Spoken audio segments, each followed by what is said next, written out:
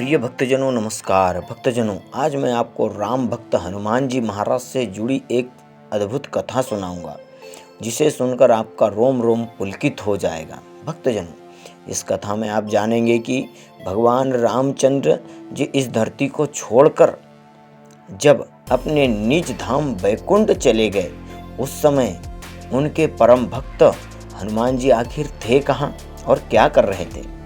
तो भक्तजनों, आइए जानते हैं भगवान हनुमान जी से जुड़ी यह अद्भुत दुर्लभ कथा। प्रिय भक्तजनों, उत्तर रामायण के अनुसार अश्वमेध यज्ञ पूर्ण होने के पश्चात भगवान श्री राम ने बड़ी सभा का आयोजन कर सभी देवताओं, ऋषि मुनियों, किन्नरों, यक्षों व राजा आदि को उसमें आमंत्रित किया था। सभा में आए नारद मुनि के भड़काने पर एक राजन ने भरी सभा में ऋषि विश्वामित्र जी को छोड़कर सभी को प्रणाम किया।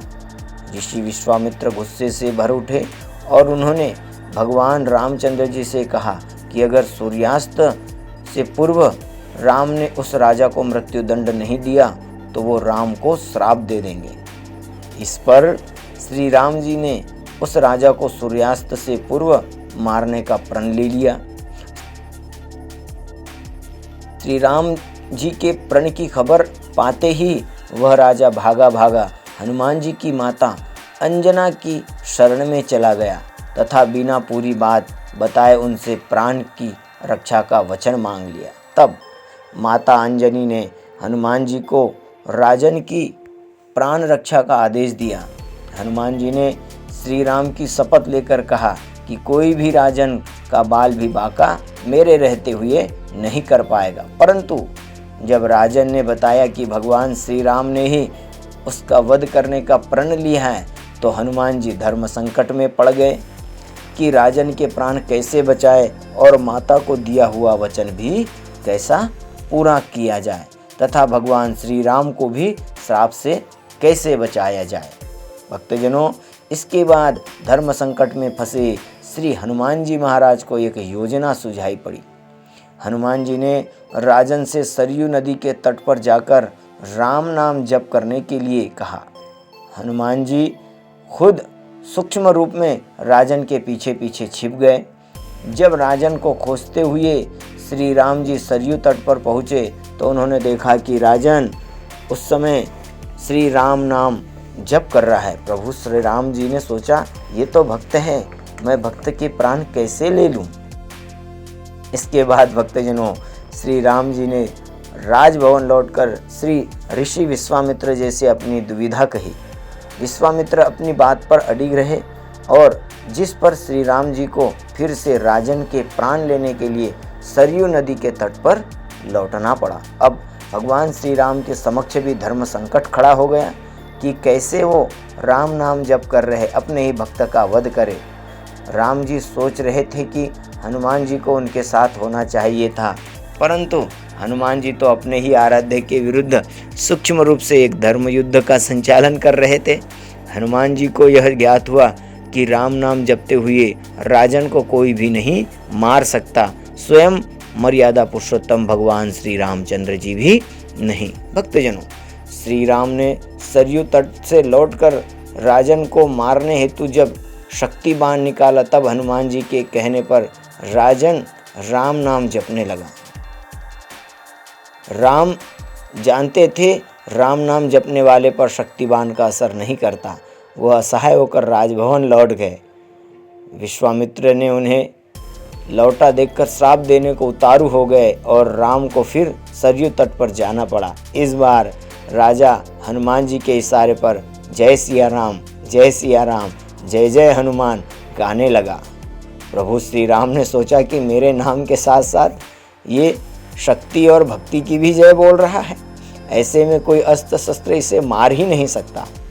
इस संकट को देखकर भक्तजनों श्री राम जी मूर्छित हो गए।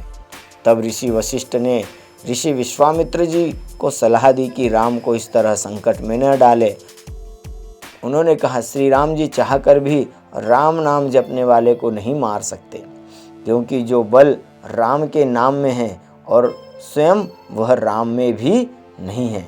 संकट बढ़ता देखकर ऋषि विश्वामित्र ने राम जी को संभाला और अपने वचन से मुक्त कर दिया। मामला संभलते देख राजा के पीछे पीछे हनुमान जी वापस अपने रूप में आ गए और श्री राम जी के चरणों में आ गिरे। तब प्रभु श्री राम ने कहा कि हनुमान जी ने इस प्रसंग से सिद्ध कर दिया है कि भक्ति की शक्ति सदैव आराध्य की ताकत बनती है तथा सच्चा भक्त सदैव भगवान से भी बड़ा रहता है। इस प्रकार हनुमान जी ने राम नाम के सहारे श्री राम को भी हरा दिया था। भक्तजनों, बात आती है कि भगवान श्री राम जी जब अपने धाम को गए बैकुंठ धरती को छोड़कर, तब हनुमान जी कहाँ थे? प्रिय भक्तजनों, हम सब जानते हैं कि श्री हनुमान जी भगवान श्री राम जी के सबसे बड़े अनन्य भक्त थे, इसलिए उन्हें भक्त शिरोमणि कहा जाता है, अर्थात भक्तों में श्रेष्ठ। हनुमान जी जब से भगवान रामचंद्र जी से मिले उसके बाद कभी भी उनसे दूर नहीं हुए।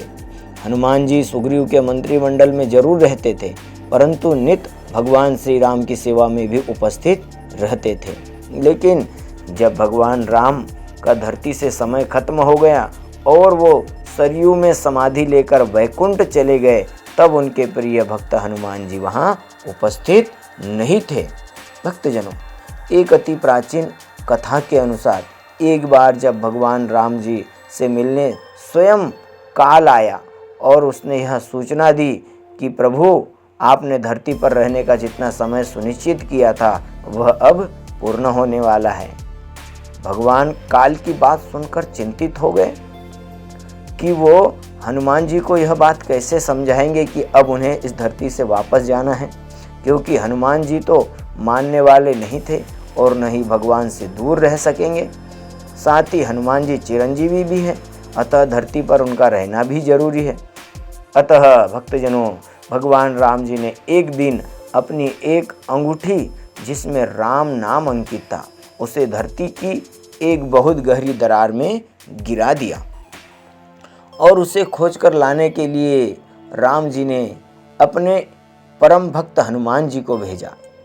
राम जी के कहने पर श्री हनुमान जी एक अति लघु रूप धरकर उस अंगूठी को खोजने के लिए चले जाते हैं।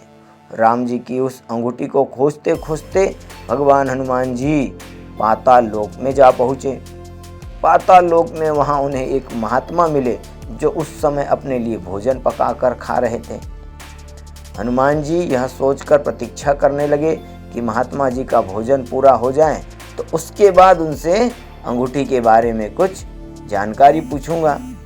प्रिय भक्तजनों, परंतु साधु पहले एक रोटी बनाता, फिर उसको खाता, फिर दूसरी रोटी बनाता, फिर उसको खाता।